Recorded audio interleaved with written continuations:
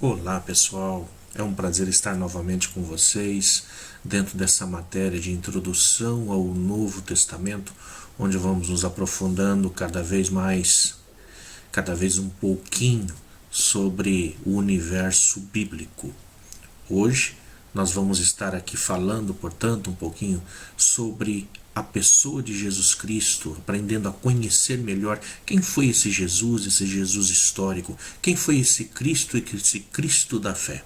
Então, venham com a gente, você que ainda não acompanhou nenhuma de nossas aulas, que está chegando agora, essa é a aula de número 7, então tem vários outros encontros, 6 encontros ainda para trás, 6 aulas, vocês podem estar acessando e estar fazendo uso desse material também. Então convido vocês a virem conosco para mais essa aula.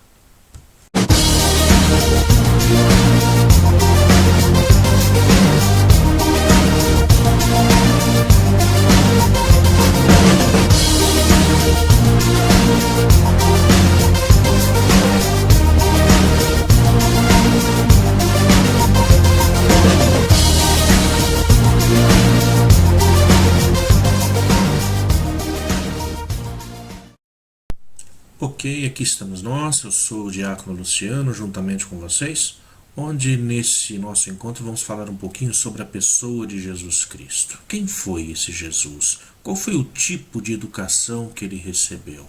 Então vamos lá. Jesus recebeu a educação judaica habitual, como qualquer criança da sua época, seguindo as regras e os preceitos da lei judaica. Sublinhando os primeiros sinais da vocação excepcional de Jesus, o Evangelho atesta, por ocasião da discussão com os doutores do templo, Jesus discutindo no templo, a sua inserção na tradição religiosa de seu tempo. Isso o próprio Evangelho, o evangelista Lucas principalmente, vai nos falar, lá no capítulo 2, no versículo 41 ao 50, descrevendo a cena no qual Jesus vai com os seus pais para uma festa, sobe para uma festa no templo, e lá ele acaba ficando no templo e seus pais não dão conta de que ele tinha ficado para trás. E quando percebem isso e voltam então para encontrá-lo, ele está lá discutindo no templo junto com os doutores da lei. Na verdade, isso está dentro da cultura judaica, onde todo menino vai ter que passar pelo bar mitzvah. O que é isso? Dentro do preceito, dentro da lei judaica, todo garoto, todo menino homem, ao passar os 12 anos de idade, ele passa para a idade adulta, portanto, ele passa a ser adulto perante a lei, ele tem que ser um observante da lei, e para isso ele tem que provar ser capaz de ler um trecho da Bíblia judaica no hebraico e fazer a explicação, debater sobre isso com os mais velhos. Então é isso que Jesus está fazendo, portanto aí já nos mostra que ele passa por todas as normas, por todas as regras de educação judaica.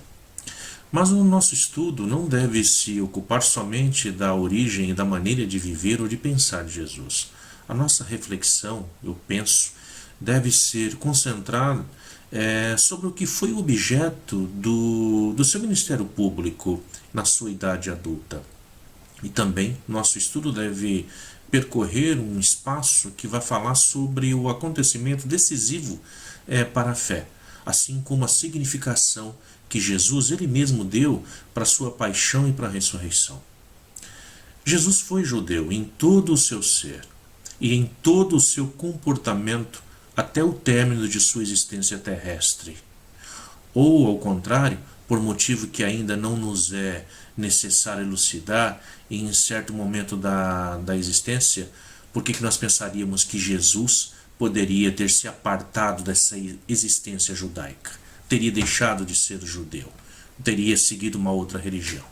Bom, ele falava e agia conforme a Torá.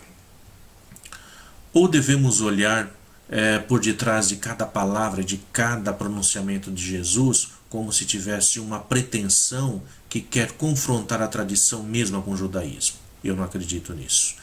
Em definitivo, seria conforme a tradição de Calcedônia não somente dizer abstratamente que ele foi homem e Deus, mas acrescentar e dizer concretamente que Jesus ele foi homem, judeu e Deus.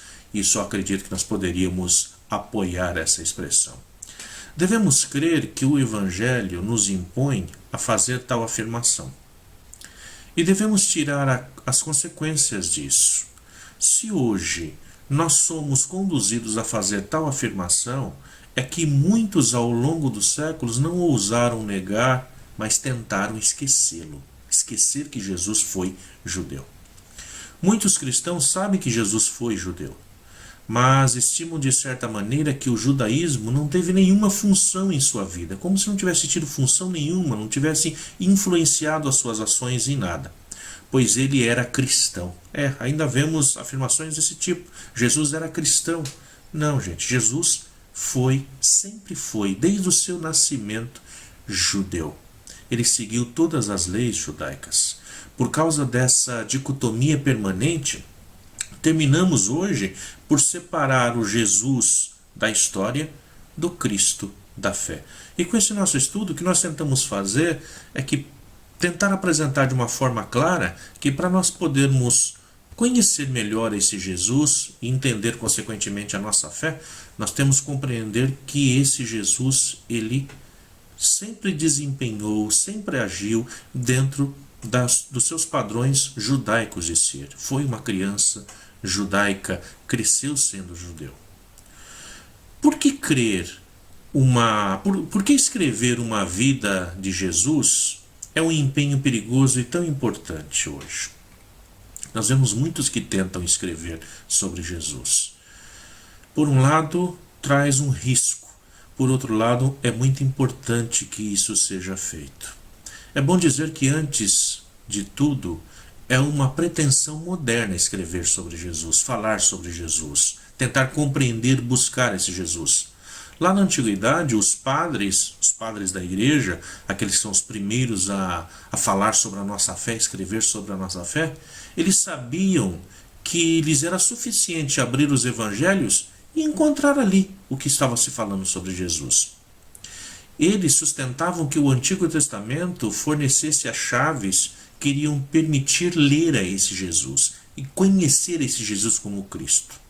Só que em nossos dias, isso nos é um pouco mais difícil. Mesmo que nós abrimos simplesmente os evangelhos e descobrimos de maneira serena, não emotiva, esse Jesus judeu, por nossa visão do mundo judeu que circundava Jesus, permanece profundamente marcada pelas controvérsias que se opõem a judeus e a cristãos. Então nós olhamos já para esse Jesus hoje, imaginando, pensando nas discussões, nas brigas que teriam entre Jesus e os do seu povo. E aí já passamos a ter uma visão deturpada de como seria esse Jesus, ou de que esse Jesus não teria um bom relacionamento com os seus. Então esse retorno às fontes se torna ainda mais difícil, porque estas controvérsias encontram um certo fundamento no próprio Novo Testamento. Desta maneira, frequentemente o contexto vital do Evangelho acaba nos escapando. Nós não conseguimos compreender o contexto vital em que o próprio Evangelho foi escrito. Os exemplos que poderíamos dar seriam inúmeros. Nós podemos ficar com alguns só.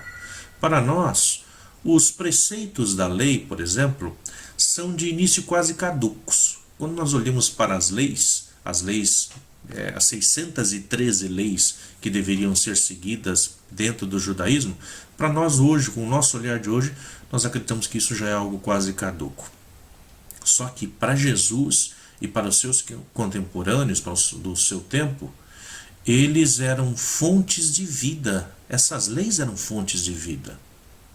Outro exemplo, para nós, quando nós olhamos para os fariseus, eles são o exemplo próprio do farisaísmo, aqueles que eram os grandes que debatiam com Jesus e causavam tanto transtorno. E não do que se pode chamar de farisianismo, que é nada mais, nada menos do que um espírito de fidelidade e de atenção à lei difusa entre todo o povo.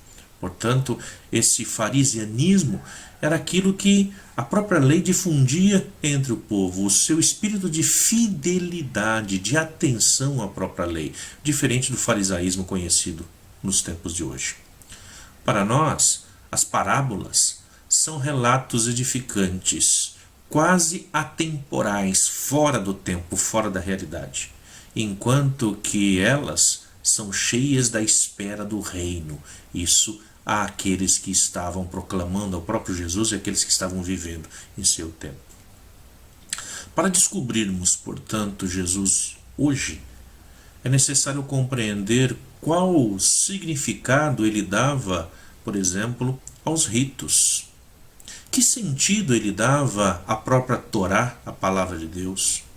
Como ele falava de Deus à multidão que o seguia e aos seus discípulos? Que ele falava de forma diferenciada à multidão e de forma diferenciada aos discípulos. É necessário voltar àquele que, para se encarnar, se fez judeu entre os judeus. Aquele para o qual ser judeu não era apenas uma roupagem ou um disfarce, mas o seu próprio ser. Aí nós conseguimos compreender um pouquinho, mergulhar um pouquinho no que é esse Jesus e compreender esse seu evangelho. Eu costumo dizer que em Jesus, Deus, ele é o primeiro que vai experimentar o que nós hoje chamamos de inculturação, porque ele se encarna. Ele se encarna dentro da realidade de um povo e ele escolhe o povo judeu para ali se encarnar dentro dessa realidade. Não que ele queira salvar só esse povo, mas que ele teria que entrar dentro da história humana e escolher um povo para, a partir desse povo, ele poder resgatar, salvar toda a humanidade. É se encarnando no povo judeu que Jesus se ofereceu como Salvador da humanidade inteira.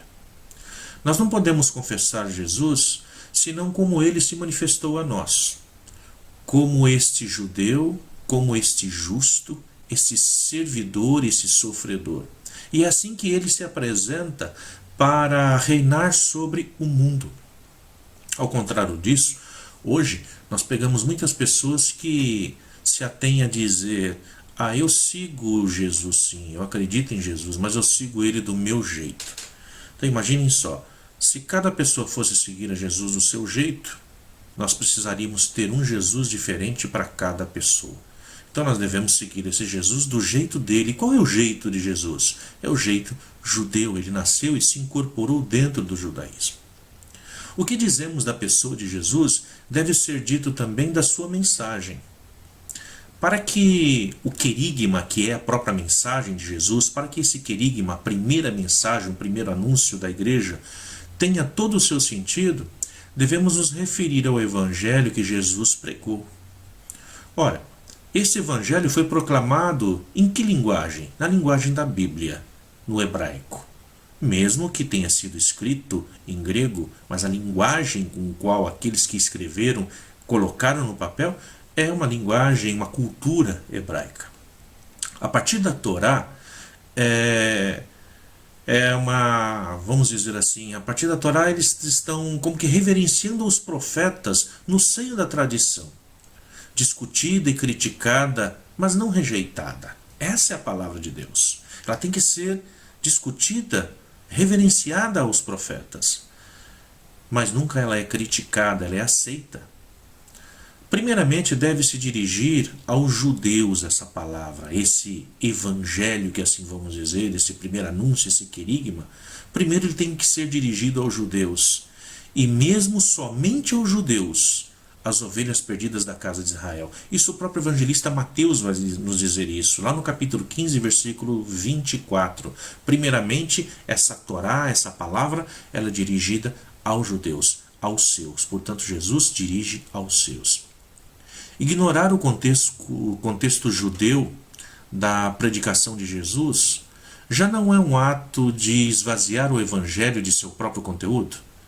Se eu digo que Jesus não é judeu, eu estou esvaziando o próprio evangelho, tirando do seu conteúdo. O conteúdo é exigido e vivido dentro da própria vida e cultura judaica.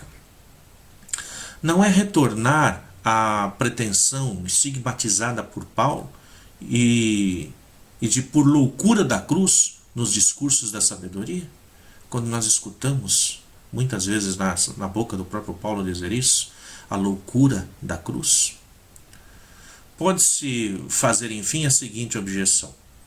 Vamos pensar da seguinte forma. Se o Evangelho de Jesus foi essencialmente uma palavra dirigida aos judeus, o querigma, enquanto fundado sobre a paixão e a ressurreição de Cristo, fala de Jesus em termos diferentes.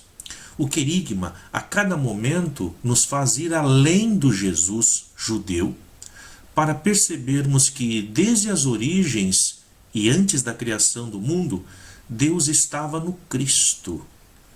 Quem é o Cristo? O Cristo é o seu enviado, o Cristo é o seu ungido, o Cristo é o seu mensageiro. E esse Deus operava através dele na reconciliação de todos os homens, não somente de uma nação, mas de todas as nações. Em particular, a afirmação central que nós temos no nosso querigma, segundo o qual Jesus é morto pelos nossos pecados, segundo as Escrituras.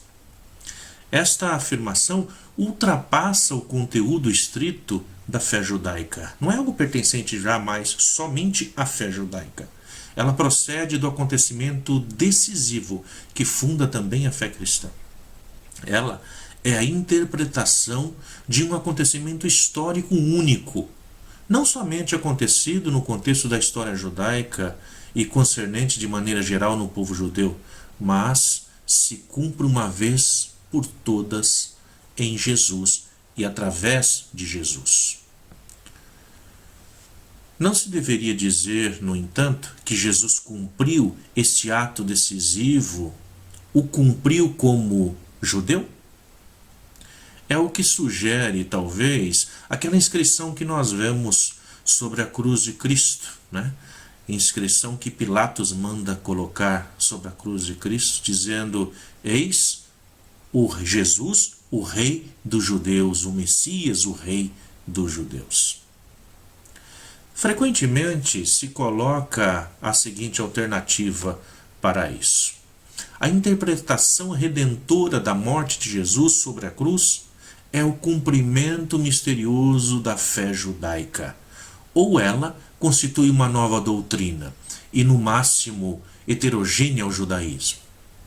Então vejam só. Nesse caso, se trata de um falso dilema. Se a teologia cristã fora fundada sobre uma base externa ao judaísmo, como Jesus teria podido falar ele mesmo de sua morte iminente e como esta morte poderia assumir um sentido para os seus discípulos? Se já não houvesse uma história predeterminada, se já não houvesse uma profecia sobre isso? Assim, certos exegetas cristãos de hoje e de todas as épocas, que não são poucos, muitas vezes desconheceram o contexto judaico ou não quiseram aceitar o contexto judaico da paixão e da ressurreição e negaram que Jesus anunciou a sua morte e contemplou ele mesmo o seu fim redentor. Eis, portanto, a conclusão a qual nós somos conduzidos. A fé não seria estrangeira ao Jesus da história.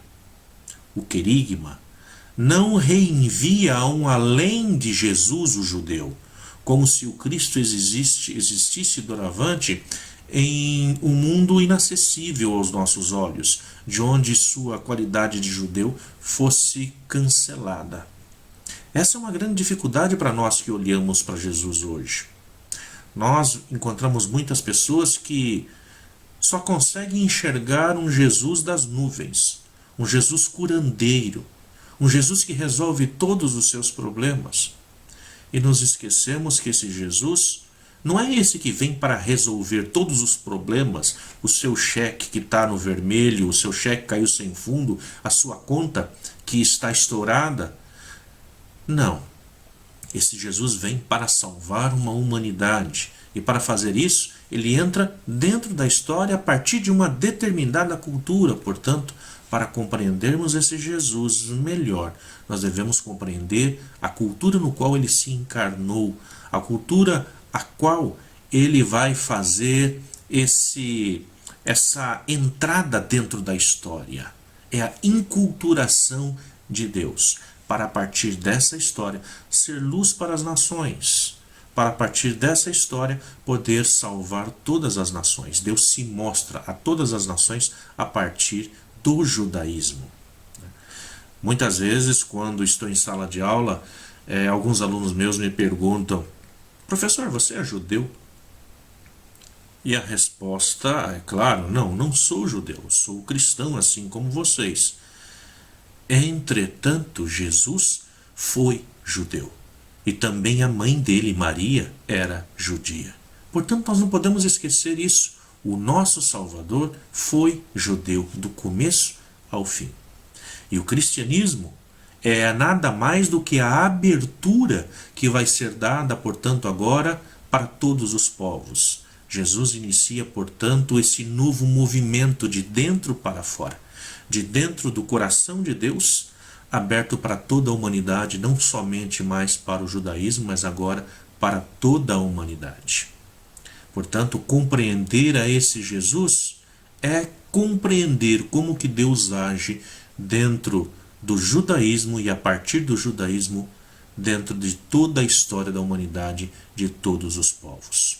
Dessa forma, nós vamos compreendendo cada vez melhor e nos relacionamos melhor com o Jesus histórico, para que nós possamos ir compreendendo o Cristo da fé.